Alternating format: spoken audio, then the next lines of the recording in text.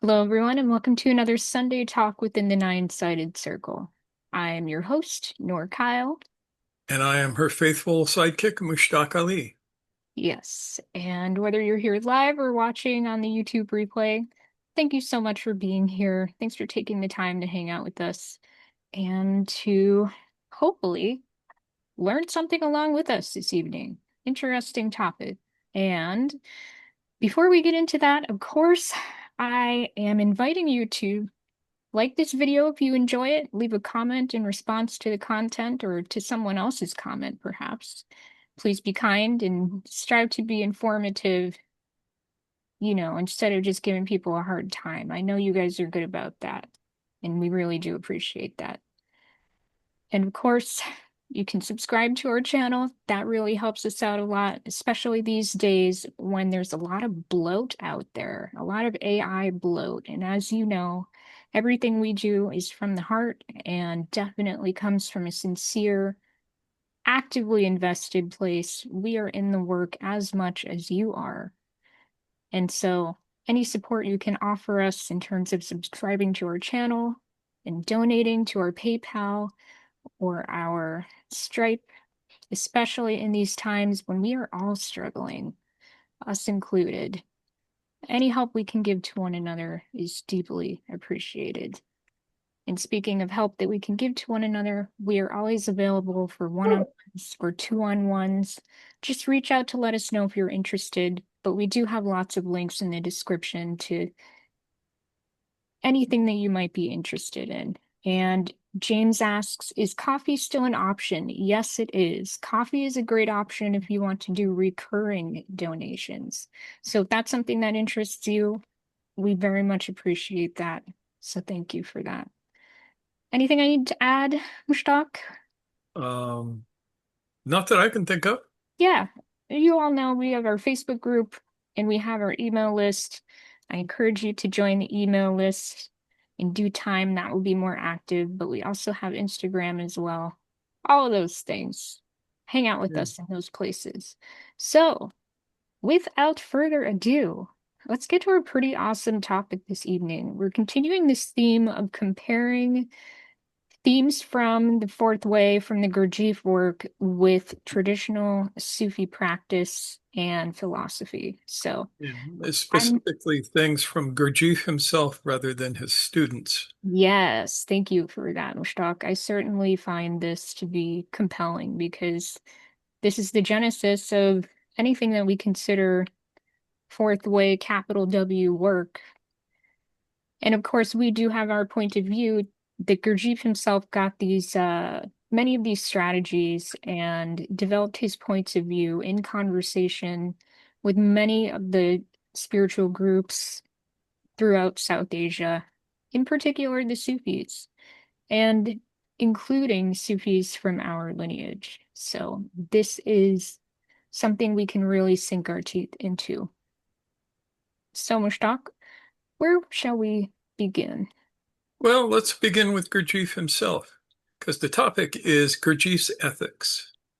And if you think about his life as it is described in Meetings with Remarkable Men, the first place that he had any ethical and moral training was within the Orthodox Church. Uh,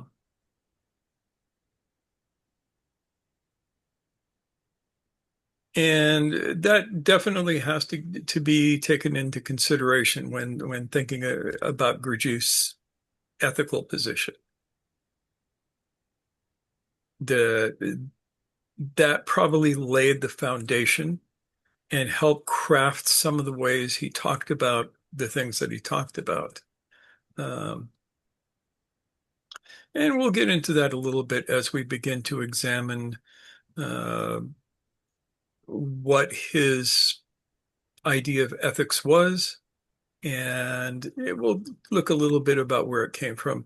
Outside of the Orthodox Church, the other place that obviously had the most effect on him, well, there's a couple of places. One is the science of the time, filtered through the school in Kars that he attended, which was a Russian school. So Russian scientific thought of the time, which would have been heavily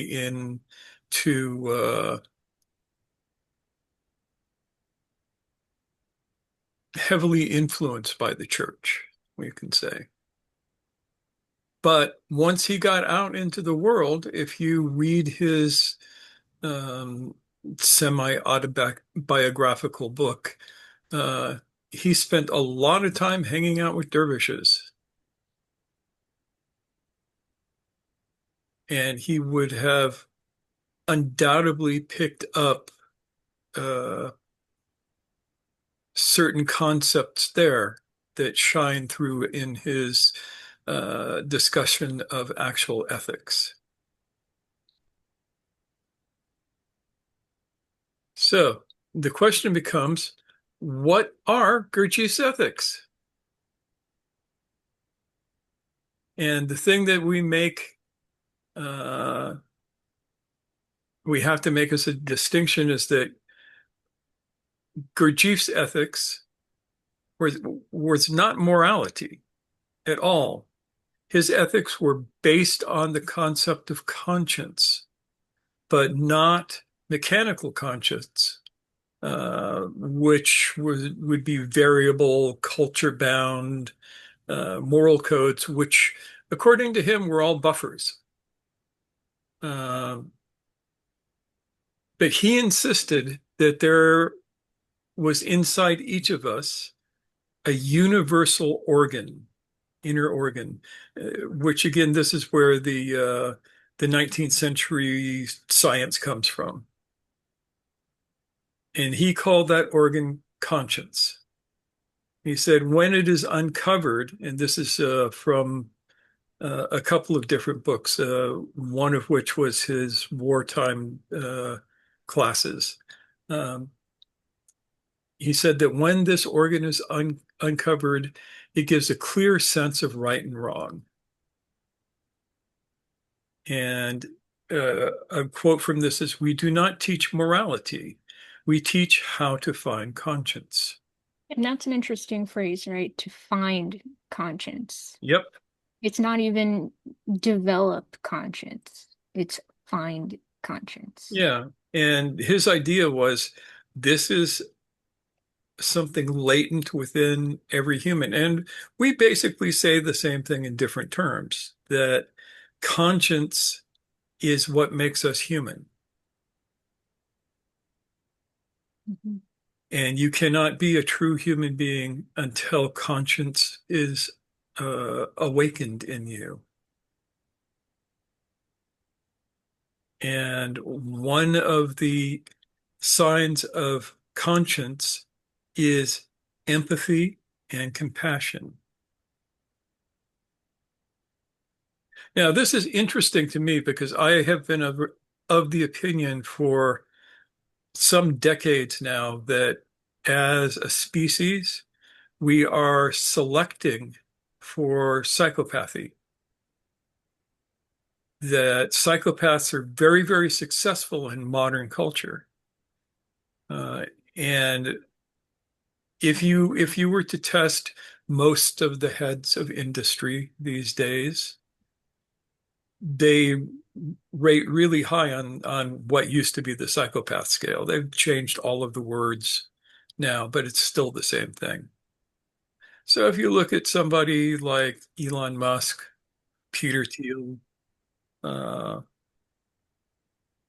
yeah, any politician that you can think of, they are going to be short on conscience. Uh, Ian, tell me what you think. Well, it's a question. I think the way you phrased it was that we've been selecting over the last 100 years or so for psychopathy. Do you think it's got worse than it was over the previous thousands of years? I think so. This may just be me getting old and going, back in my day, we actually had a little bit of conscience everywhere. But I think that it is. My sense is that back in the 1950s, somebody like Donald Trump would have been run out of town on a rail rather than worshipped. Though we see, uh, I'm talking about it the same time that we had the McCarthy hearings. So 6 of one, half dozen of the other. I don't know. And 20 years earlier, we had the rise of Hitler. Yes, but we also had the rise of the world against Hitler, which was something that we don't seem to be having today. Yeah, it's an interesting point. I don't think it's central, but I was just curious. Yeah, it is an interesting point, and I can't give you a definitive answer because I don't have enough data. A lot of this, frankly, is intuition on my part.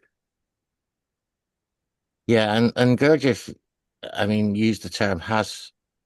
Rasmussen, yeah, Yeah, I mean, and by searching for that, that was how I found you guys. So, uh, posthumous. That's, Hasnamus, that's it, yeah, yes. Yeah, and we've always had that. I mean, one of my pet peeves in history is referring to Alexander of Macedon as Alexander the Great. He never did a great thing his entire life. All he did was invade people who were sitting around minding their own business, slaughter them, take them over, and move on and then invade other people. There is nothing great about that. And yet we worship him at a certain level.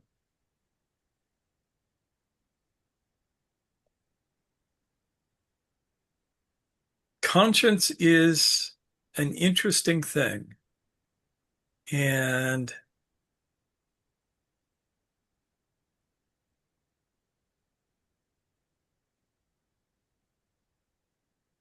so, what do we get from that?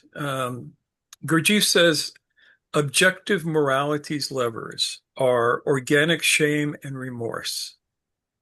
In his cosmology, the fundamental being impulse of organic shame underpins objective morality or real conscience. being impulse, meaning it's something you feel within you, like Yeah, and this is where the body felt sense. yeah, this is where the old church teachings come in because I would not um use the term organic shame for Shame. this Yeah. because it's not because shame is something that is uh, engendered when you do something or think something and then you're afraid people will find out about it. This is more um, you have an impulse to do something and you recoil from that impulse because you know that it's an unhealthy impulse.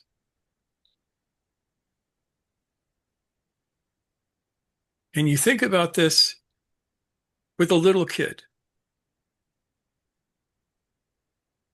Children tend to not have any conscience when they start out, but that's their job, so we can't really complain about that, which is why you will find boys with magnifying glasses burning up ants. Oh, not just boys. Not just boys, yeah, but I can only speak for my gender in this. I can unfortunately speak from experience. It is not just boys. Yeah. But then there's that moment in your development when you're there and you're looking at the ants and you go, "Oh my God, these are living beings."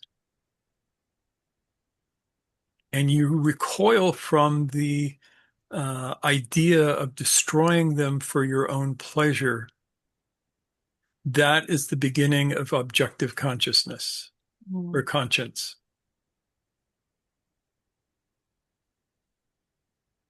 Somebody is saying something long. Oh, James is interjecting. I can read it quick.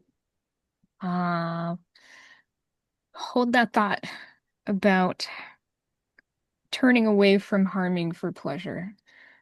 James says, I suspect we have always had a psychopathy selection in our royalty slash military slash political elites. but they can be hard for an outsider to break into. In our post-industrial emergence of corporate power, it's easier for psychos to become managers and CEOs. The psychopaths' opportunities have expanded. Yeah, and what James says about the military is true. Um, my brother did 3 tours in Vietnam, and he told me about the day he walked into his commander's tent. He'd been called there, and his commander was out, and Tim was standing around, and he looked at some papers that were open on the desk, and they were talking about an offensive that they were about to make. And on the offensive, it said 20% mortality rate was acceptable losses. And he thought about that for a second, and he realized that it was perfectly okay if 2 out of every 10 people who were going up that particular hill died. And being one of the people who was about to go up that particular hill, he took offense to that. But that is an example of the psychopathy of the military. The military views not just the other guy as object, but its own troops as object. Uh, you know, assets to be used up for a more general objective. Life does not matter. So yeah, you find that in with kings and uh, military at large. I remember my Swedish girlfriend talking about one of the great kings of Sweden who would continuously invade Russia, right? They'd go paddling across the Baltic and go, ah, Russia. And, you know, they'd fight, and sometimes they'd win a bit, sometimes they'd lose a bit. But what happened was whole villages would be wiped out of their male population. There would be nothing left but women and children. And this particular king didn't care, even though those were, quote, his people.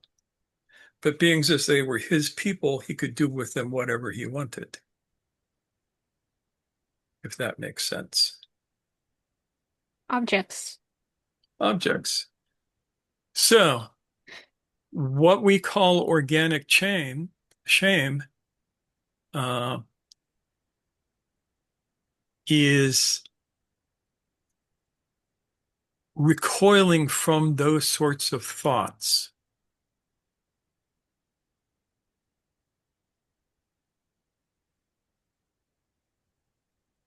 So, according to Gurdjieff, organic shame is a built-in being level impulse, part of our original equipment that acts as the main lever of objective morality. It is not social emotion. It is an innate, bodily felt recoil from the falsity of unworthy actions that orients a person towards what is objectively right.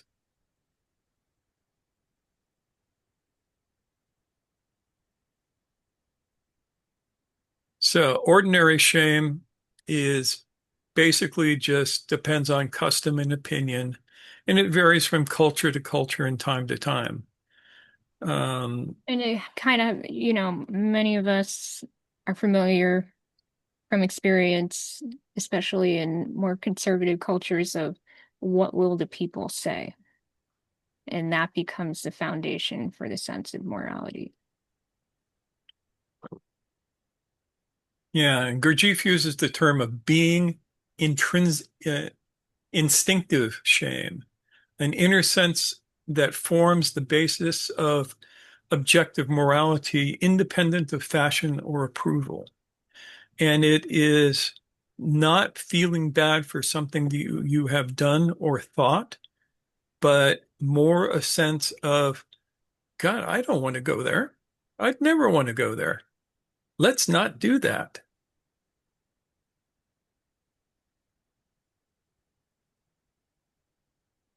And according to Gurdjieff, this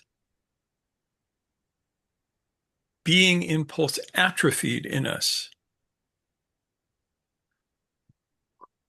And it is the one reason that contemporary people tend to lack a real universal moral compass.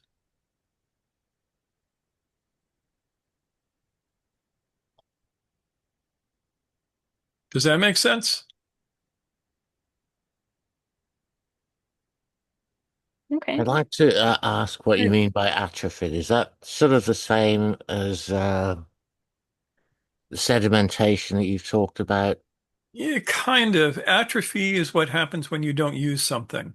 Like you don't use your muscles and they get smaller and weaker, and muscle cells are vanish from your body. So you say your muscles have atrophied. Yeah, I'm what sort of ran through my mind was like some of the movements that are going on now, like the manosphere and some of those other weird things that are happening on the right.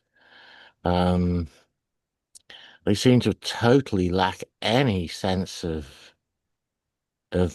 morality except their, whatever they make up. Yeah, funny about that, ain't it? Those movements are basically designed to do two things. The first thing is to extract money from suckers.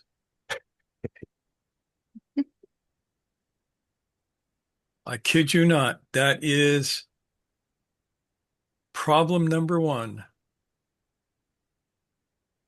Kind of like the evangelicals. Yeah, It's same of a basic different thing. kind. Yeah. Yes.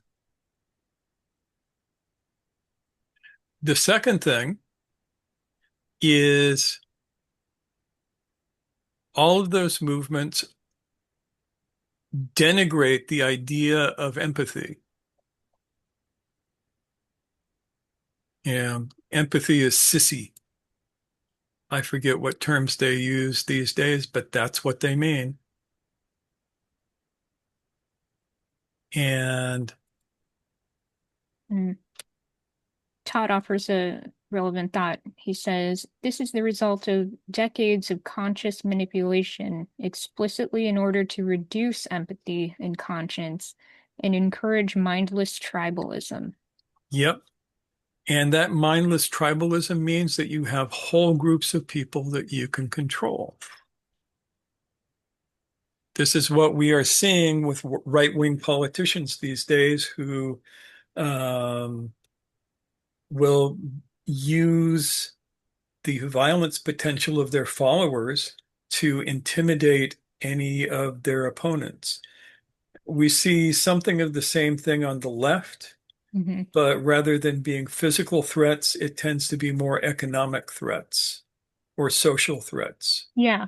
Yeah, I 100% agree with that. It's kind of got this like this socio-emotional component as well as the economic component. Yeah, if you go onto some of these forums, um, I once made an innocuous comment on Heather Heather, whatever her name is, her forum. Yeah, it's a big one. And it was something that agreed with her, but had a difference of opinion on one thing.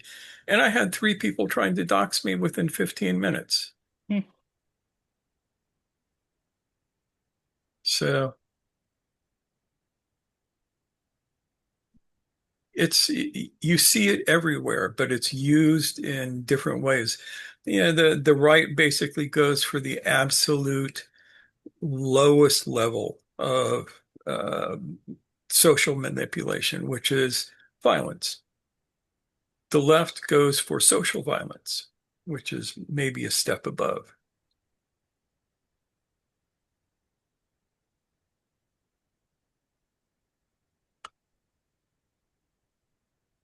But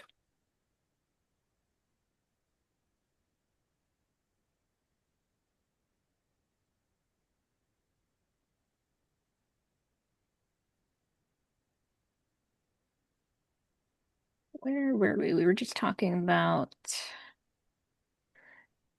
hmm, atrophy. Yeah. Uh,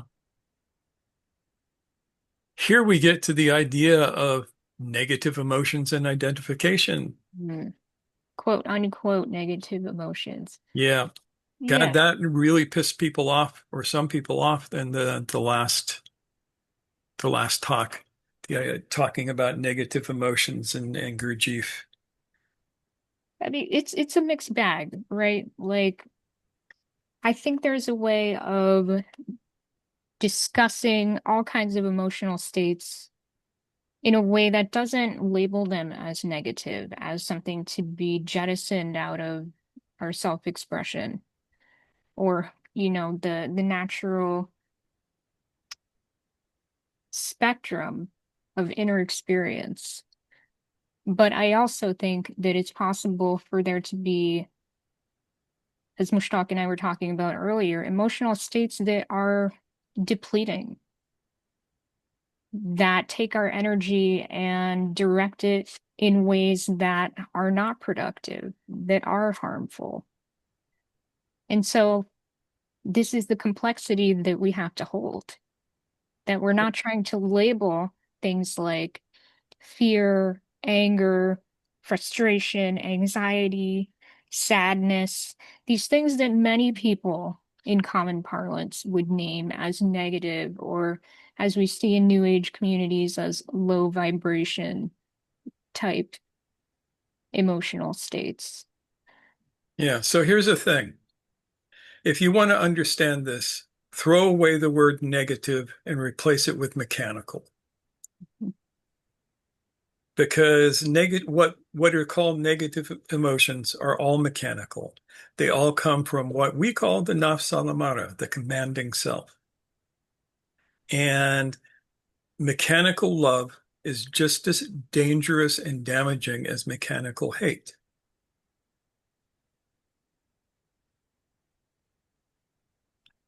And if you don't believe me, find the play The Ballad of Reading Gaol, or read the poem and read the refrain in that poem, which occurs over and over again. He killed her because he loved her. And just to nitpick, it's Reading Jail. Thank you. Yeah, but I ain't a Brit, so I am allowed to say it right. Great. So I've checked recently, and there is a Reading, PA near us, there is actually. and the weather people all refer to it as Reading, PA. Mhm. Thank you, Ian. Oh, so I mean that adds an even more mature level of complexity, Mushtaq, to talk about the things that we call quote unquote positive emotions and contextualize them as having the potential to be harmful, to be Yeah, mechanical. yeah. All you have to do is look at probably 75% of all the relationships in the United States today, and you will find harmful positive emotions because they're expressed mechanically and they assume certain behaviors that are not always there. And one of the important things in this is identification. This is one of the places where Gurdjieff was very clear, and I think very lucid in his description when he says identification um, helps foster uh, and create and foster negative emotion. So, what does identification mean?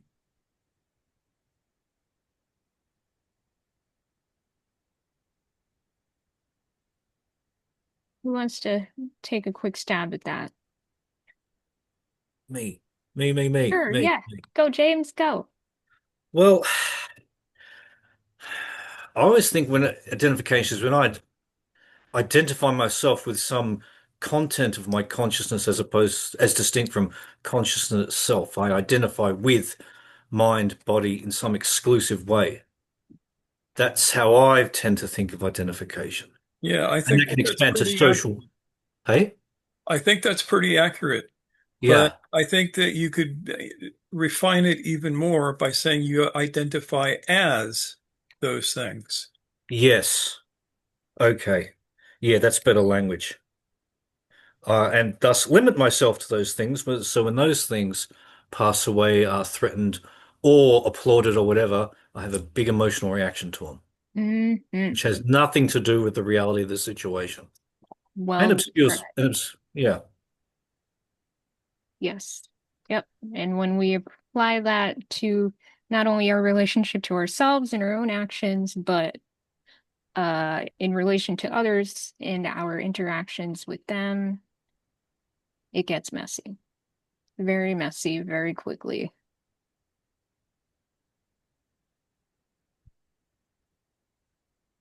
Thank you for that, James. So, identification, Mushtaq. Yes. If you want to understand identification, read Korzybski. He was really good. I mean, he's kind of wordy and all of that, but he had the right idea. Or just learn to speak in E prime. But when you say A is B, I am sad, you are identifying with that sadness. You are saying that sadness is part of your essence. And that makes that emotion negative.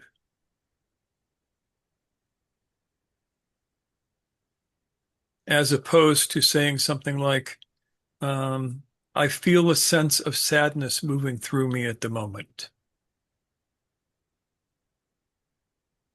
So you are not identifying the sadness as you, but you are talking about something that your essence is experiencing, which is object to the essence, not essence itself. So now we think of justice. When it comes to justice, you have to look at Gurdjieff's external considering, which we have talked about at length in another talk. But that gives you the inner freedom from taking things personally. And you pair that with the outward adaptation to the real needs and limits of others, to put oneself in another's place. Where have we heard that before? Mm. Um, it is the fundamental ethic of conscience. And I mean, yes, Jesus said it, Muhammad said it, pretty much everybody has said this. All of the religious peoples and philosophical peoples have said some variation of this. Do not prefer for yourself what you do not prefer for others.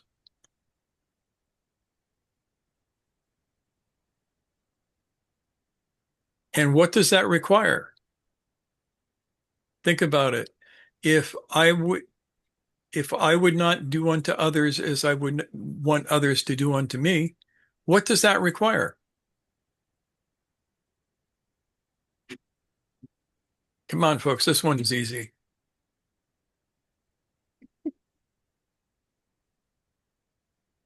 The ability to empathize with another person. Give that man a cigar. I mean, Teal might throw something at me if I gave you a cigar, but uh, just don't smoke it. Put it on your wall.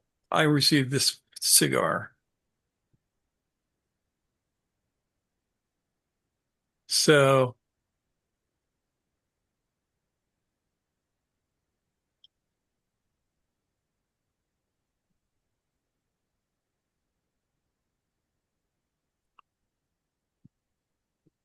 without empathy, there is no justice.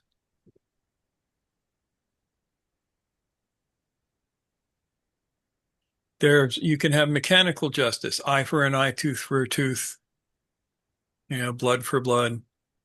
ear for an ear, fingernail for a fingernail, whatever, right? That's mechanical justice. True justice is where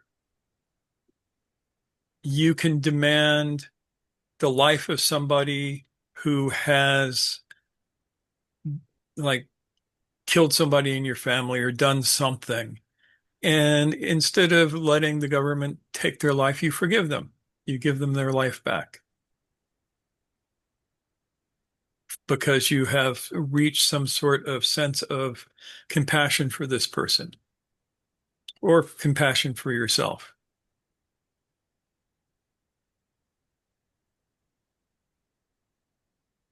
Because remember, if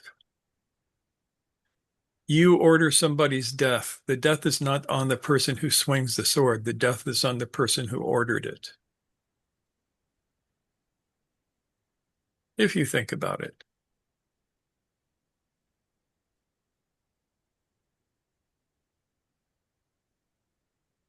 Now, another thing that conscience insists upon is that you play your role consciously. You don't lie to yourself. Objective ethics means acting in life without inner identification. Play a role, wear a mask outwardly while maintaining your inner truth and non-reactivity.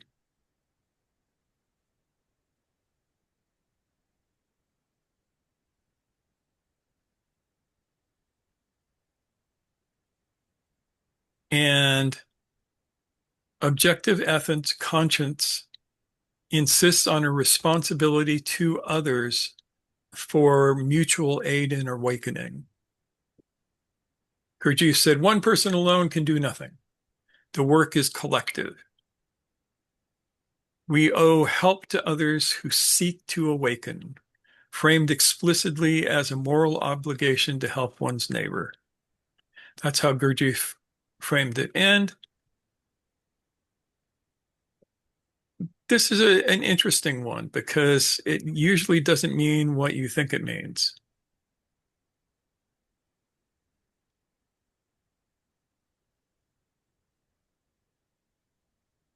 Or maybe it does. What do you think? What do you think that means? That there is an obligation to to help others in the path of awakening.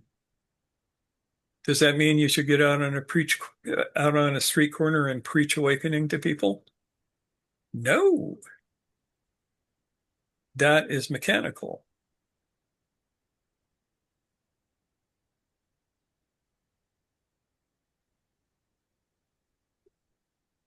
I think it is probably something along the lines of to be awake in the moment when there's an opportunity to suggest something better.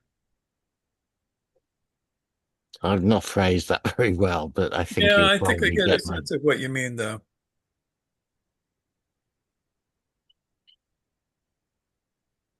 To be in some way, whatever way is appropriate to the moment, a waypointer, right? Yeah. Yeah. Alka says, be an example of how to live an awake life. Yes. Osama has something to offer. Lay it on us, Osama.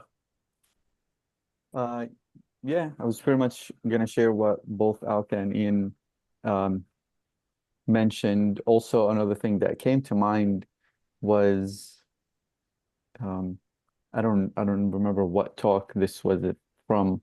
This was maybe a couple of years ago, talking about teaching and on the Enneagram reaching to a particular point of the cycle, and in order to continue this offering of one's um, findings, in order to continue moving on, the teacher becomes a student, and then the teacher is actually teaching to learn the the material better, I guess, or I'm just using that as an example. Mm-hmm. So that obligation yeah, that came to mind when I heard the word obligation. Um, and living, I agree with what Alka said as far as like just having it be as an example, um, and service as well to the whole. Yeah, I think you mean the talk on the law of three.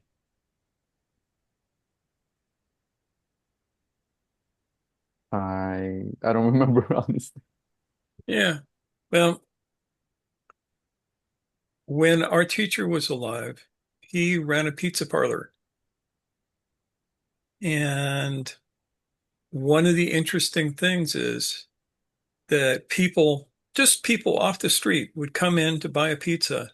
And sometimes they would end up sitting and talking with him for hours. He had a way of knowing who needed an ear and just creating an invitation without saying anything. Hmm. And so frequently he would be spending a lot of time sitting with people, and he'd pour them a cup of coffee and they would talk and tell people would just tell him their problems. Hmm. And, he felt not the obligation to them, but the obligation to God to be the ear that listened. Hmm. He was also notorious. Anybody who was hungry could come in and get a slice of pizza, whether they had money or not. That was like an open secret of the area. Nice. Mm.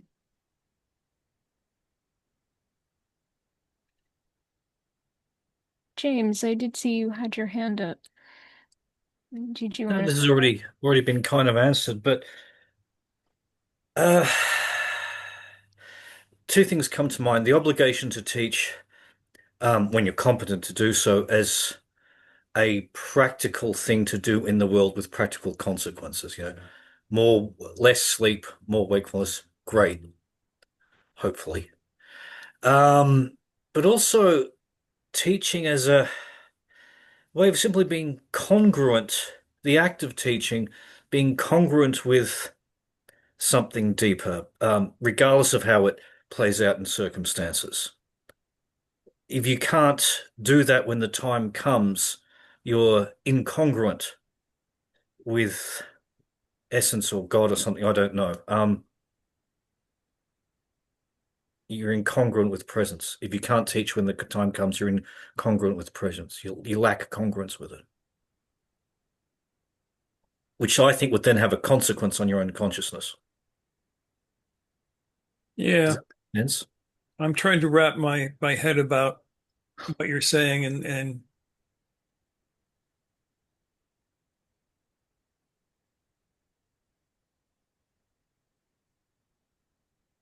let's assume that it's not that you will be asked to teach something that you don't know, but and teach is a very broad term. Yeah. Teaching may look like, oh, I had something like that happen to me.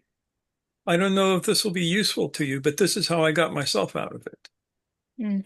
Sometimes teaching will look like, you know what helps me? I do this breathing thing. It works like this. You breathe out, you breathe in. Try it. Breathe out, breathe in. That might be the teaching. Yeah. The teaching might be, dude, that sounds miserable. I'm here to listen to everything you have to say. Just, I don't have anything useful, maybe, but I have an ear. Mm. That might be it. Yeah. So that's the practicality of teaching in that broad sense. Well, I was just thinking, some already kind of alluded to this with the reference back to the Enneagram stuff, anyhow, in that there comes a point where if you're not teaching in some sense, you're setting up an internal contradiction. alienating yourself from essence. I don't know, something like that. Yeah, on the octave of the Mm. Enneagram, point 7 Yeah, says the student becomes the teacher. yeah. You return to the beginning, but as somebody with skills to pass on. You know, Luke Skywalker is no longer the apprentice Jedi. He is the last Jedi left, and it is time for him to open up a brand new Jedi school. Mhm.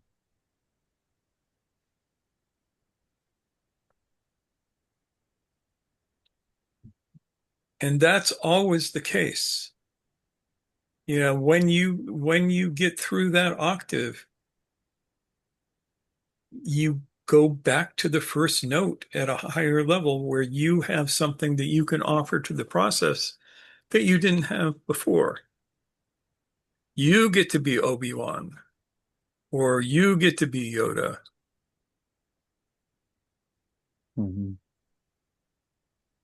Personally, I'd rather be Han Solo. He seemed like he had more fun. Who shot first, Han Solo?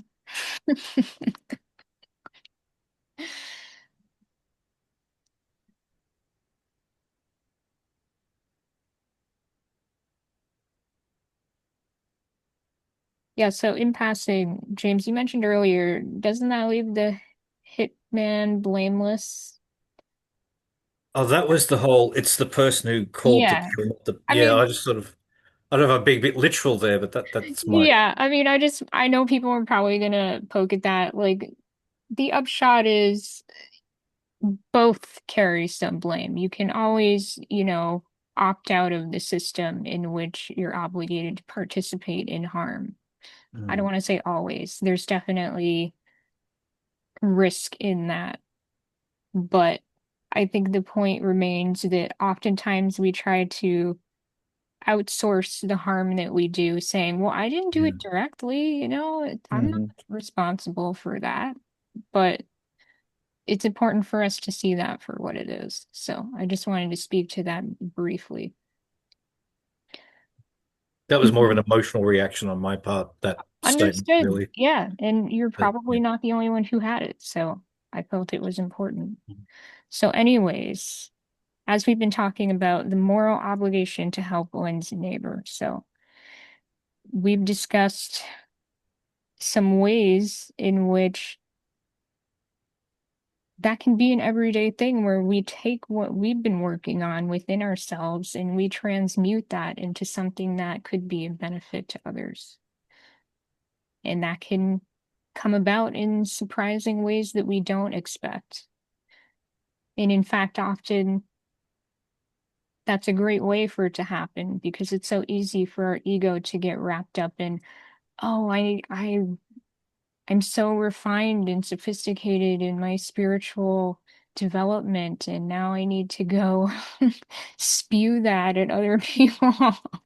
Mhm. We have to be careful about that. I mean, uh, I think the moment we end up finding ourselves doing that, we need to do uh some inward investigation to see where we've started to fall asleep at the wheel Mhm. and do some reassessment on you know how refined spiritually we've become. Mhm. So now for the practical work. How do you do this?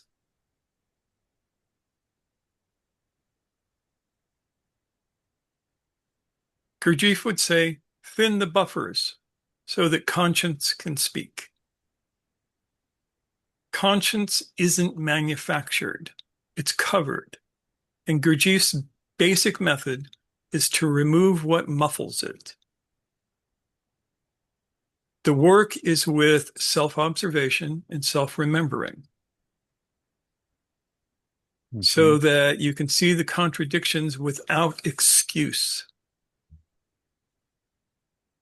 When you are in the moment of a mechanical emotion, it might be hard to see it. So you start with self-observation and go, what just happened there? And you do self-observation on that. And it may be slightly out of time, but it will teach you something Mhm. so that the next time you can be in a state of self-remembering if you're lucky. Mhm. Now, you combine that with conscious work, and that includes what Gurdjieff called conscious labor, which is doing what you're doing while staying present. Whether it is digging a hole in the backyard or creating a beautiful piece of art or walking down the street, do it consciously, and then you'll have conscious labor. And the other is intentional/voluntary suffering, which is to bear the friction of not following habit, especially the wish to be comfortable or right. Mhm. This combination produces the inner shock that loosens the buffers and lets conscience participate more steadily. Yeah, let's think of buffers as all the unconscious patterns that get in the way of us being able to act, think, feel from this Mhm. more conscious place. Now, that was only step one. Step two is create ethical pressure through specific prohibitions and tasks. Gurdjieff tried to do this with don't express negative emotions. And these days we would say don't express mechanical emotion. Catch yourself before you express a mechanical emotion and disidentify with that emotion so that you do not take on a role or a mood or an opinion Mhm. uh, and lose yourself in it. And to practice external considering, which will allow you to adapt to the real needs and limits of others as well as your own. And again, we have done talks on all of these subjects that you can go back and listen to, which is why we are on this group of talks right now to give you a little bit more context for why you might do some of the practices that we have offered to you as possible ways to do the work. And you create simple, measurable tasks. If you give your word, keep it. Arrive on time, finish what you start, say only what you've verified, no boasting, no gossip. Think about how hard those things are these days. Yeah. They are so normalized.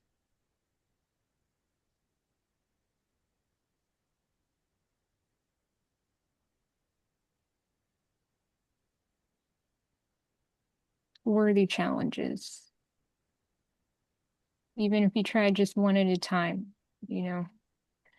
Yeah, these are exercises in inner truthfulness that generate a certain amount of discomfort in where your conscience becomes audible. So if the task is slightly irritating and makes you more precise and less theatrical, you're on the right track. Yeah, yeah. Osama, do you have a thought? Yeah. Um, yeah, just this thought when you said that these things are harder to constantly and consistently adhere by, right? Like even I catch myself in at times of just wanting to vent about something or somebody, and it's like even through, just to give myself some credit, even in that, like there was a big movement and a big shift throughout the work itself. Um, but even till today, like I catch myself of like sometimes just wanting to vent and be like, yo, this person did this and da da da da, or um, yeah, like it gets, and what I wanted to point to is that what is this thing that desires that? What is this thing that um wants to either talk about people that are not present, talk about Elon Musk, like we talk about him so much, you know what I mean? Talking about people that are not present in a way that what is it? What is it that within us that kind of has some kind of craving for that event to do all of these things? That just came to mind as you're saying the toughness of it, because even one can see the progress of that kind of quiet down and becoming less and less by seeing the residue of it and feeling the challenge of like, oh, I just want to like, yo, this has happened to me, da da da da, da," like that kind of feeling. Yeah. Yeah. I had been thinking about this earlier, and I think that when pressure builds up, there needs to be, I don't want to say dispensation, but an acceptance that there may be a need for some kind of release in order to get back to equilibrium, in order to move forward and think, okay, I see how I handled that this time. I wonder if there are things I can do to prevent such a pressure buildup next time. Because otherwise, we have this phenomenon called emotional leakage where, you know, things build and build and build, and then we flip out and take it out on ourselves through some behavior or out on someone else when we're just like, oh my God, I don't know why I just screamed at you just now. I'm stressed about this other thing.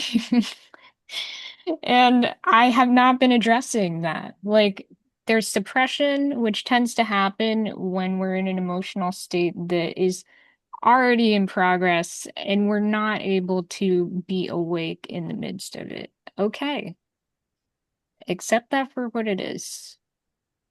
Accept that for what it is. Because as we keep saying, it's the return that has the magic in it. The return to the practice. And so, yes, would it be lovely if we reach a station in which that need for venting and that accidental leakage that happens doesn't take place? Sure, that would be lovely, but I can pretty much guarantee that most of us have a long way to go before we reach such a state of equilibrium and balance that that never happens.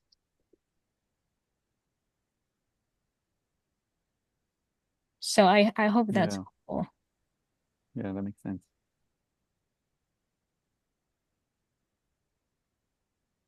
Alka says, Osama, I hear you. Me too. I observed the same thing. I feel that's the time when I was not awake. I give myself kudos if I don't talk about something that I felt as irritation. It's hard, and I love the practice. Good for you, Alka. Yeah, I think there is also the skill of developing discernment around impatience and self-compassion to build some kind of hygiene around how and where we do that venting. Because as Gurdjieff has said, part of why he was so anti on the quote unquote negative emotions is because they can be like a contagion and they can be harmful. And if we share in the wrong place at the wrong time, Now that person is walking off carrying the burden that we've just given them.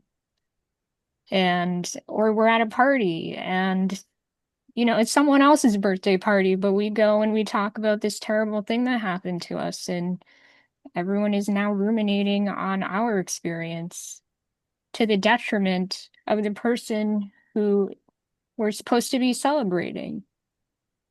So there's a maturity that we can develop over time that allows us to be clear thinking about, like, look, I'm really freaking stressed. I need someone to hold my hand through this feeling right now.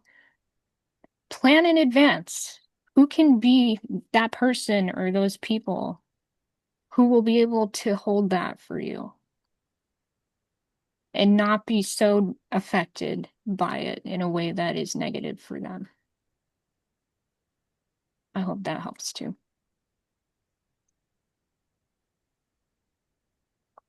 Yeah.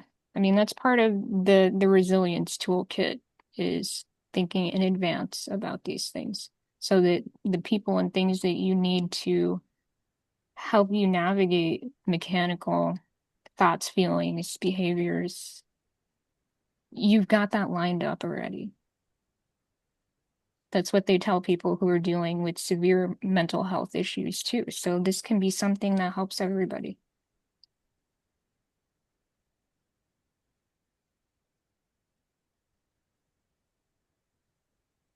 All right. Yeah, Thank you. you are welcome. I think, yeah, if anyone's wondering, oh, how do I make this work for me? That's Have why I suggestions. shared all that. Yeah. Two suggestions for how you make it work for you. Yes. First, you use the remorse of conscience as fuel. What that looks like is you're awake. You do a little self-observation. You see where you might have fallen short. You experience a withdrawing from that concept of falling short. You don't want to do that. And so you first bear it without drama. It's like, oh my God, I failed. You turn that into, oh my God, I've got some feedback. Mm.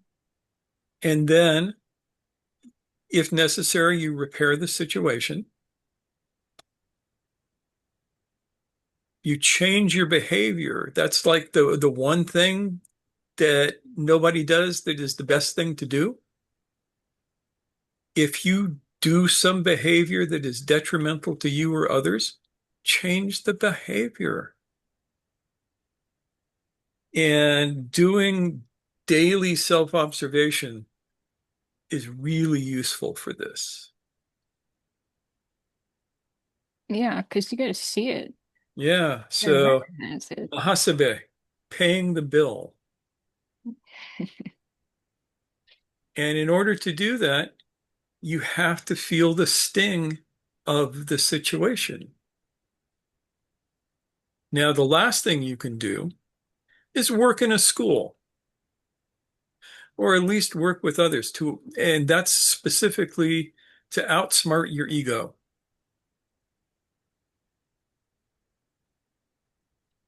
When we're alone, trying to do this work, we reassure ourselves a lot. Uh, with others, we receive a little bit of friction because we're getting feedback that does not completely align with our self-image.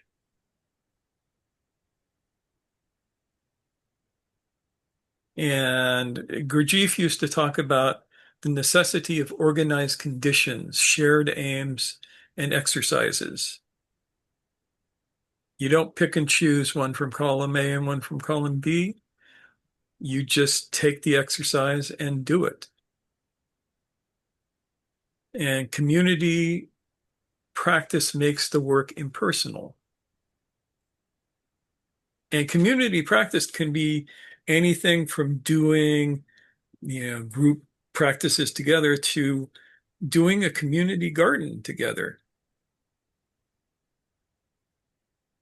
Community garden is nice. And It is nice, and it offers so many opportunities to come up against each other's egos and to figure it out. Any kind of team effort like that. Yeah.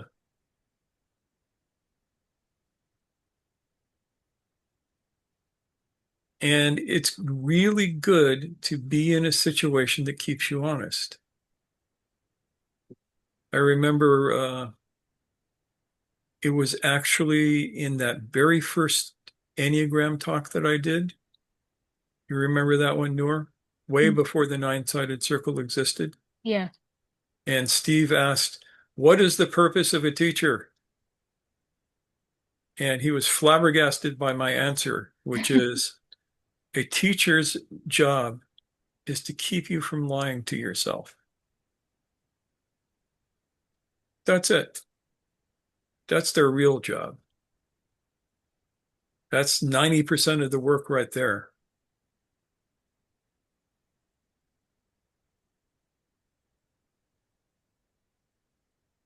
It's a dirty job, but someone's got to do it.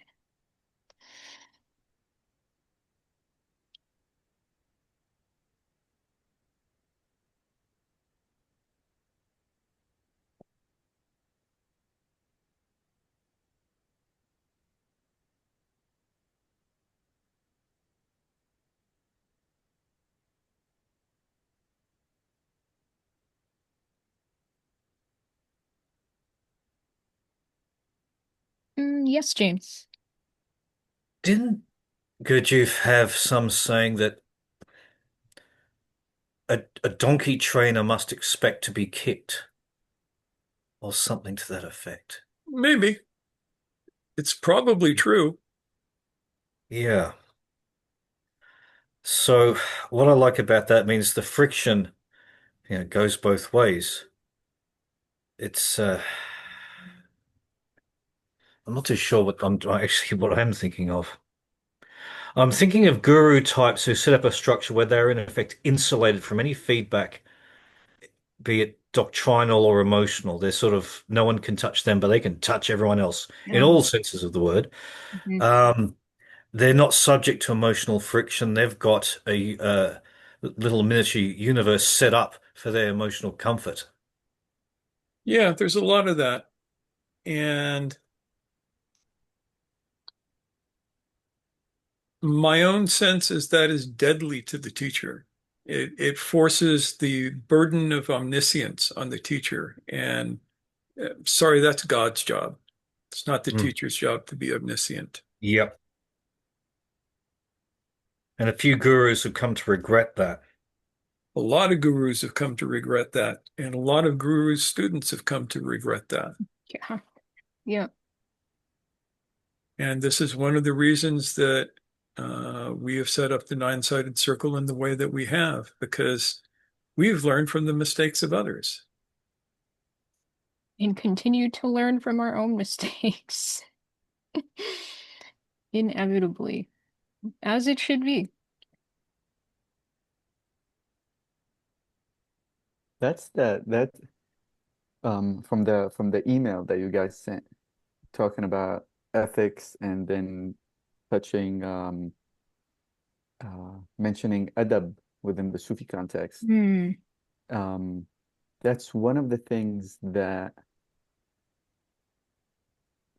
sometimes, I go to some places and, as soon as you walk in, for people who've never been to some of the durgas or tekhes, Sufi houses, the moment you walk in, yeah, there's a sign that says adab yahu, like just remember the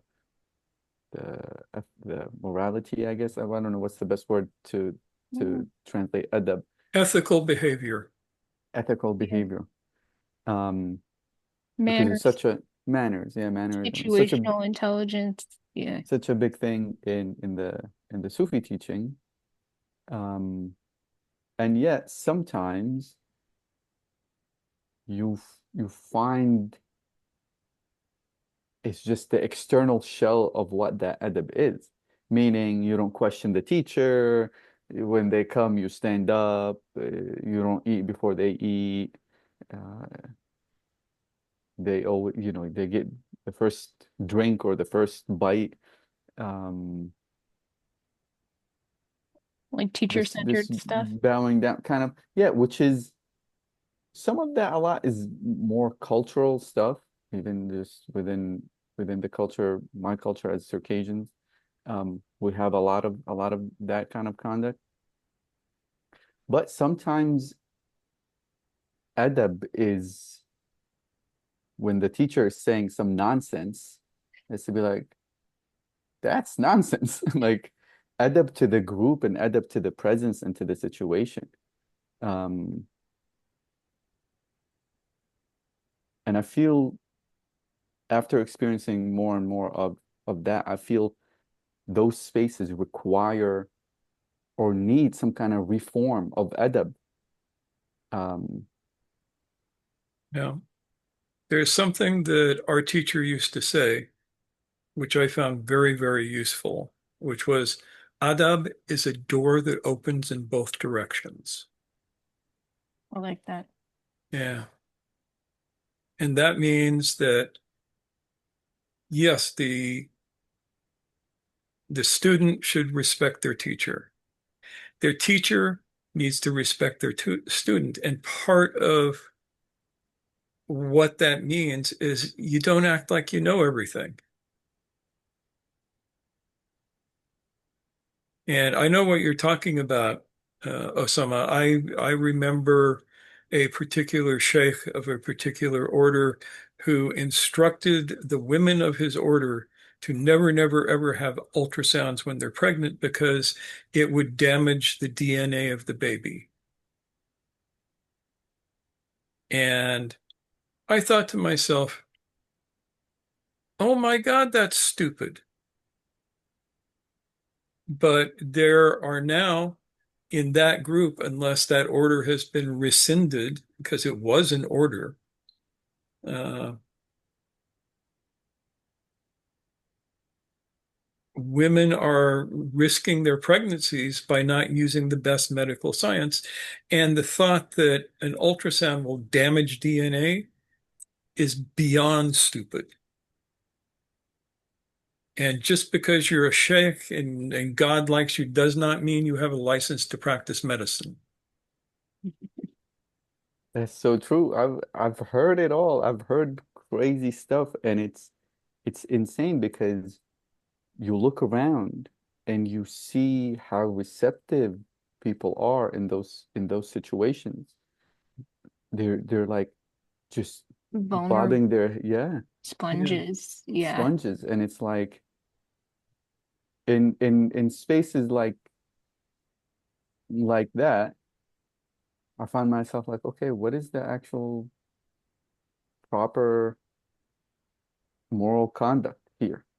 Um, Sometimes I challenge it, and sometimes actually it doesn't feel safe to challenge it. Like, Yeah. so it's The like, first question you ask yourself is, do I ever want to come back to this place? right? Right. Yeah. And that gives you a thing. And you have to, in Sufism, there's been this tradition of obey your sheikh, be like a corpse in the hands of the corpse washers, right?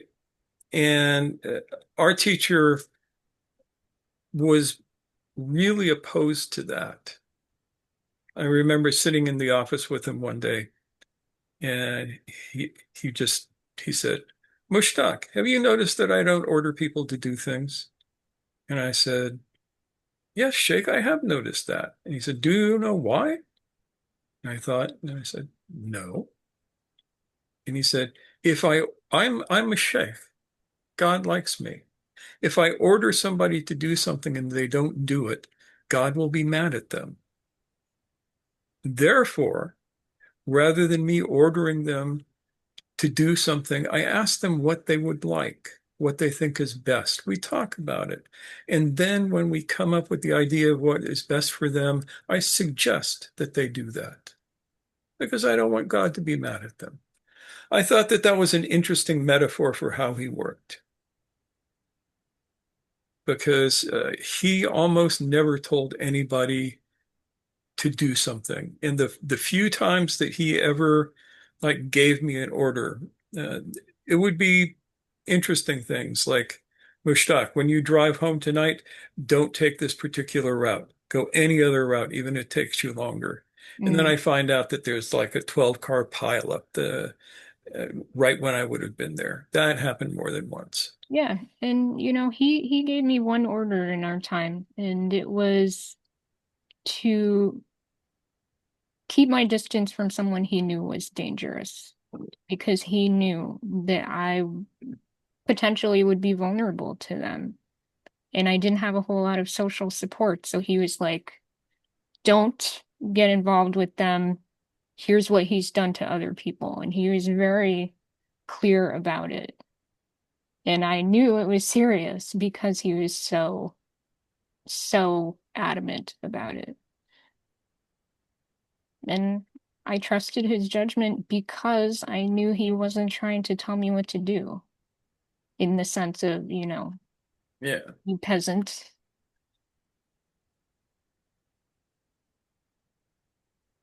So, since we've brought up Sufis, couple of little ideas of how this goes around and how it relates back to the Sufi ways that Gurdjieff might have learned. Yeah. Then I want to touch base with RM and Yeah, things. let's touch base with RM and then I will dive into a little bit of this and then we'll wrap it up. Okay, sounds good.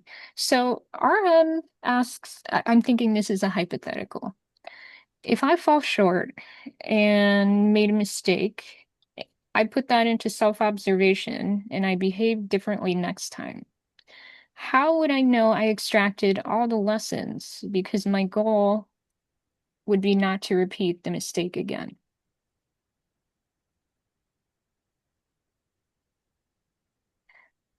First of all, I think we need to wrap our heads around, again, the fact that perfection is not necessarily the goal. It's the consistency in striving as our energy allows, because that's one thing we also talk about over and over again, is that we protect our energy in order to be able to do this work. So you're bound to learn things from one instance of messing up, quote unquote, to the next. Yeah, and the fact of the matter is you'll never be perfect. Mm-hmm. It's not your job. Again, yeah, it's not our job to be omniscient. It's not our job to be perfect. Of course, you're in a really interesting place because as a physician, you're expected to be perfect. You're Mm, expected to be omniscient. And sometimes you have to play that role. But if you let yourself believe that, uh, it'll mess you up. stress you out. Yeah, and ruin your life. Mm, So it's a tricky thing because as a physician, you have to exude confidence in what you're doing because that's what your patient needs. Your patient needs to know that they can trust you. But at the same time, you need to know that only God is perfect. And you pray that the mistakes that you make are so small that no harm is done. And you vow to do better the next time. yeah. In the circumstance of being a parent and making mistakes, I think one thing that children tend to appreciate is honesty on the level that, of course, they can understand, age-appropriate honesty, to own your mistakes, to demonstrate that it's possible to make a mistake and to strive to do better next time.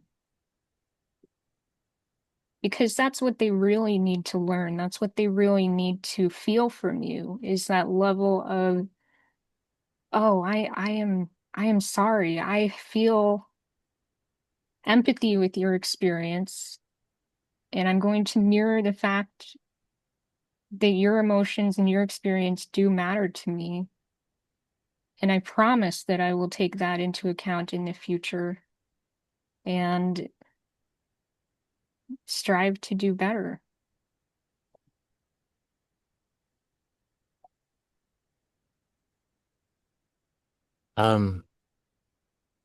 Two occasions when I got pissed off at my parents. One was and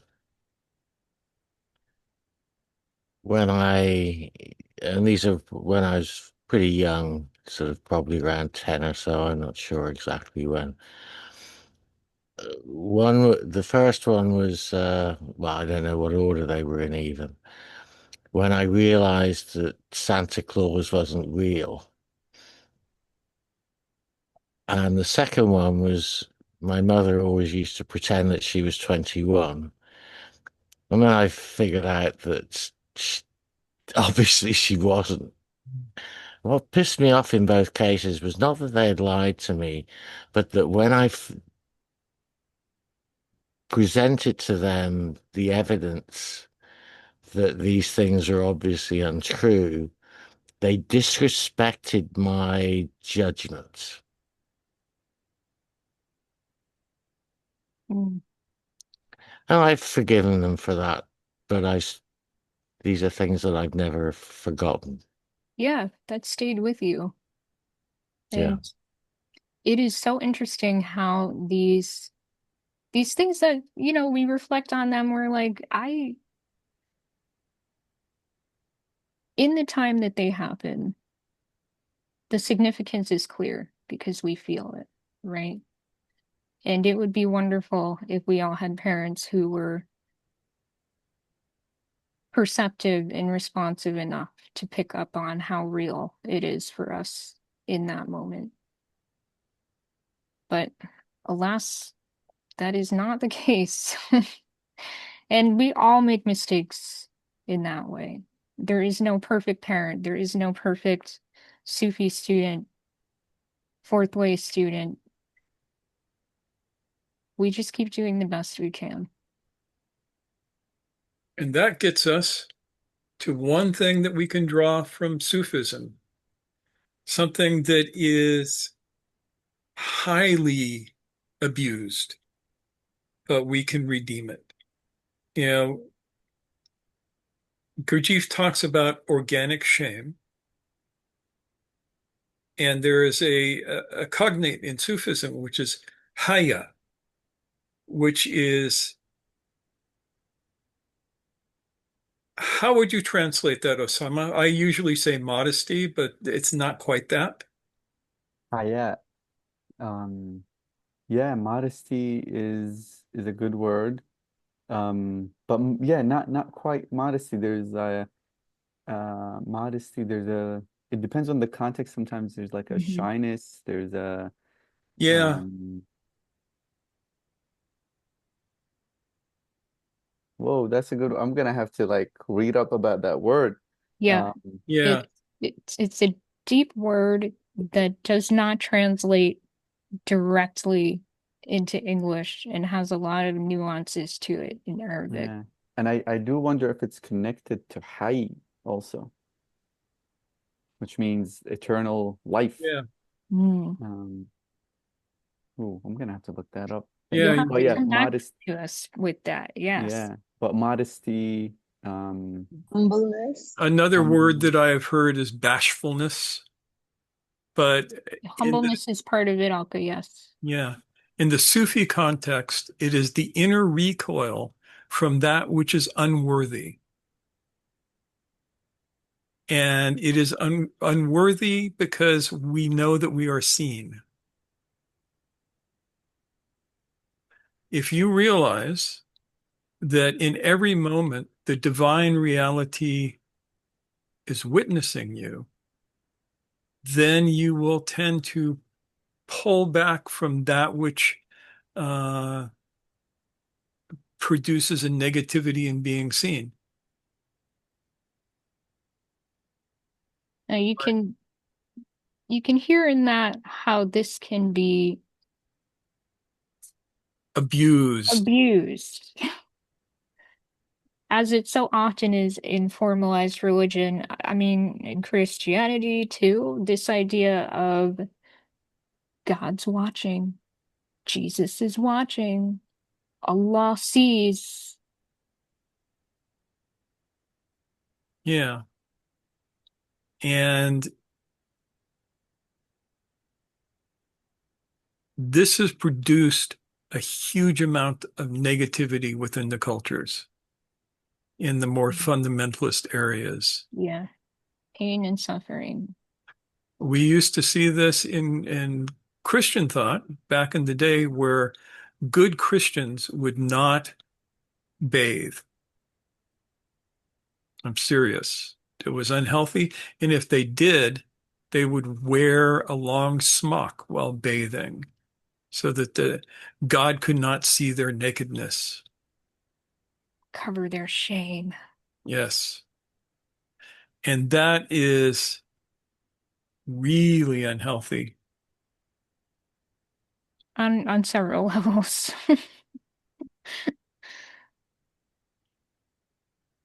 We consider it that there is no social opinion in this. It is an innate felt constraint before the real. So it is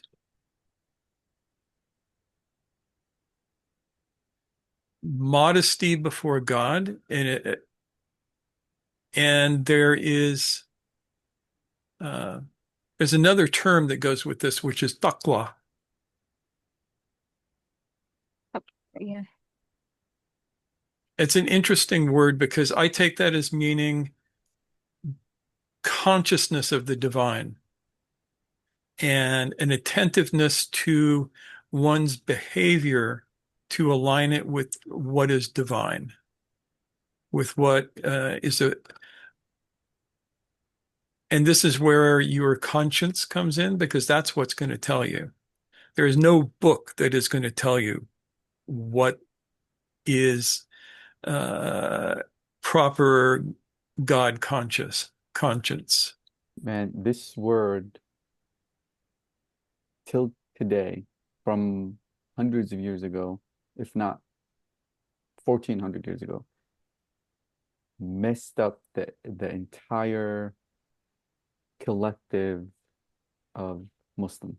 Mhm. That one word, taqwa, because it was believed to be, according to quote unquote scholars, they took it to be a person who's a good quote unquote servant, who prays on time, who does what the obligatory stuff that they need to do, that this person is considered taqi, or embodying taqwa. Where in reality, it's not. It's really how you described it, to be God conscious. But to see it at that level, it just created so much shame. It created so much guilt. It's like it messes it till today. The Yeah. entire is just messed up because of that one word. Continues to be. Yeah. Mhm. Yeah, that's absolutely the case in my experience as well. Hmm. How many conversations have we had in private with people working through these things? I mean, that's a consistent issue that many people come up against is how can I how can I alchemize these ideas from the tradition in big capital letters in such a way that they don't feel like they're tearing me apart and tearing me apart from the people who I'm close to, who I grew up with, who raised me.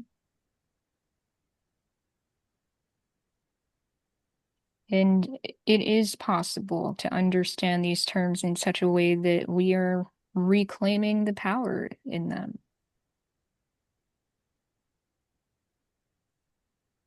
And the thing is, real taqwa is liberating. It's not constraining. Real taqwa does not ask you to feel guilty because you were late to your prayers. It asks you to remember it at all times that you are in an intimate relationship with the divine, and you're never outside of that. So it's not God is watching to make sure you do your shit. It's, oh, I can remember at this moment that God and I are in relationship, Yeah. that the divine wholeness and my little essence are part of the same field. So the one last thing, and we brought it up before, and we're going to mention it again, is the idea of adab, the right manners, inner and outer, on the path. And adab is behavior. It is an inner sensitivity in speech, action, and thought that creates behaviors in the present that are in alignment. And that's the key to everything. So adab doesn't mean you stand up when the sheikh comes in the room. Adab means that you are awake to the sheikh coming up into the room and you understand why you would stand up at that moment, if it's appropriate. Or why you might not.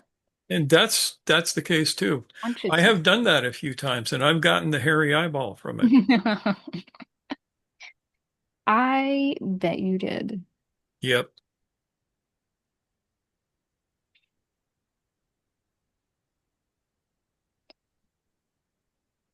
Osama, sorry, go ahead. I was going to say there's a bunch of hands up. There's a bunch of hands up. I just want to pull in Osama's comment in the chat where he says the word. Which one was this? Which one is this that is also Oh, connected yeah. to Yeah. Haya? Okay. The eternal life. Yes. Yeah, so it's connected to that. I'm just reading a little bit about that word, but it's yeah, it's a lot. It's a whole universe. Awesome. Excellent. Okay, Ian, you've been so patient. What's on your mind? It's a relatively small point. I just wanted to mention that modesty actually has two distinct meanings in it in English. Bring it in. Yeah. I'm not sure if I can really characterize either of them well, but one is not self-praising, Yeah. Yeah. and then the other one is not really used in contemporary culture, but back in, say, Victorian times or something like that. It was particularly important for women to be modest. Mm. Mm. Sorry, Um, Noor. I'm lots of stuff comes up for me around that, yes. But yes, the idea of modesty of the body. Yeah. yeah, it's a very different meaning than the other one Hmm. because it's imposed from outside as Right. opposed to being something that you yourself are not supposed to do. Hmm. Right. That was all. And thank you for that, Ian. Alka. I wanted to bring a thought that I had when we were talking about how we are creating psychopaths.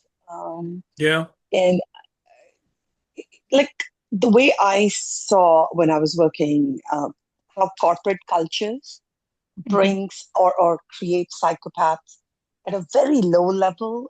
This is not gender, male or female, but they promote this in order to be successful in corporate. We all have to be masculine energy, like ambitious, money minded, cutthroat, only logical, not emotional, dry, practical, target oriented, and down if you show any emotion. or compassion for anyone, whether it's in the office or in the family, then you're weak.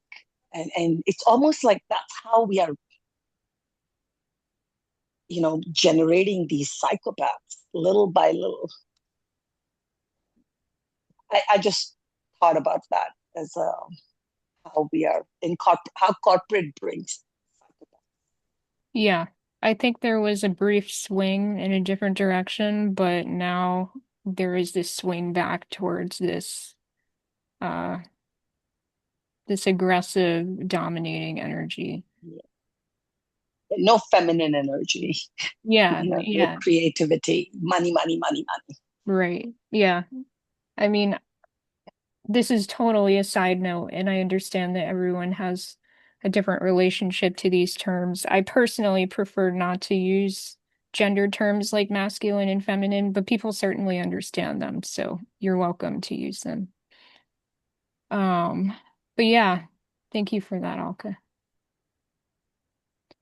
And RM had some questions earlier that I felt were sort of good to touch on maybe towards the end because we're mostly talking about people who are of age, people who are teens and upward likely, as opposed to young children. But I know this comes up often, Mushtaq, when we talk about conscience, um, and how young children, it is their job to kind of test boundaries and to use various and sometimes boundary crossing means in order to figure out where those boundaries are. So it makes sense for young children to not necessarily see the other as subject while they figure that out. But yeah. Do So, you have any thoughts on that? yeah, we know that according to both Jewish and Islamic thought, there is a period of time in a child's life where they are not responsible for their behavior. And I'm kind of glossing over this, but uh, this is where the idea of the bar mitzvah comes in. At the point where you go through that ceremony. What's the word? Today I am a man. Hmm. It's a bar mitzvah as opposed to a bat mitzvah. Um, and it is acknowledging that you have passed that threshold where you are now responsible for your actions. Yeah. So a child is basically allowed to be a little sociopath for some years. And that's their job. That's what keeps them alive. And it's the parent's job to help that child find the beginnings of their own conscience. And you see that, oh, Billy, you took this piece of candy away from your sister. Imagine how you would feel if your sister took it from you. You'd be sad, wouldn't you? You teach them a little bit of empathy. Mhm. Yeah. She asked, at what age should a parent teach children about it? It doesn't have to be complicated. It's Yeah, like what I mentioned earlier about making age appropriate, you know, ownership of mistakes and making apologies. The same way you might want to consult you know, research and books on this for the specifics of it, but it is possible to teach young children age appropriate lessons or concepts that help them begin to be able to contextualize the experience of others and how their actions may affect others or what's appropriate behavior in a certain context and what isn't. Sometimes it starts there rather than about how other people might feel about it. When we are home, we do this. When we are at school, we do this. yeah. And consult the experts. Absolutely. Yeah, neither Noor nor I are Yeah, experts on this this subject. is out of our wheelhouse, officially Yeah, speaking, but there is no omniscience in this house when it comes to raising children. yeah. Uh, okay, so hopefully there is something in that for you in terms of at least a way to find what you may need to learn in order to serve that role as a mother. Yep. Excellent. James, yes. Got a book recommendation. Okay. This copy came out in 2015, so it's update The Life of I, The New Culture of Narcissism. It's written for an Australian audience, but it's relevant. She looks at narcissism and the pursuit of fame and our obsession with making it. She goes beyond the usual suspects of social media and celebrity culture to the deeper root of the issue. How a new narcissistic character type is being fueled by a cult of the self and the pursuit of wealth in a hyper-competitive consumer society. She also shows there is an alternative, how to transcend narcissism to be fully alive to the presence of others. Um, so this is quite a contemporary work on narcissistic culture, though it does What is it called again? The Life of I. The The Life Life of. of I. Okay. Oh, okay. I and Hmm. who should now send me free merchandise because I just promoted. But it's yes, it's a lot of its examples are from Australian culture, like Lance Armstrong, the terrorist Manhunt monitors, but it's certainly broadly applicable about narcissism in our current culture. Okay. Sounds good. Thank you.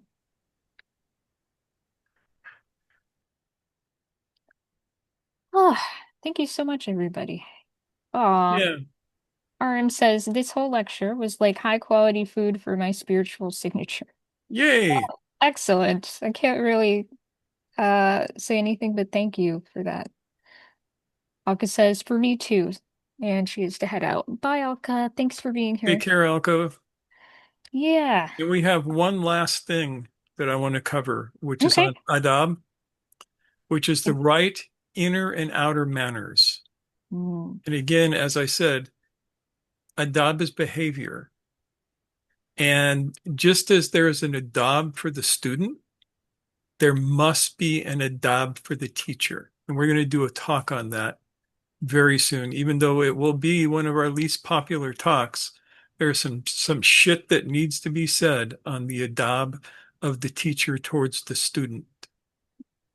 excellent. Yeah, so make a note, Noor. I am. I'm making a note.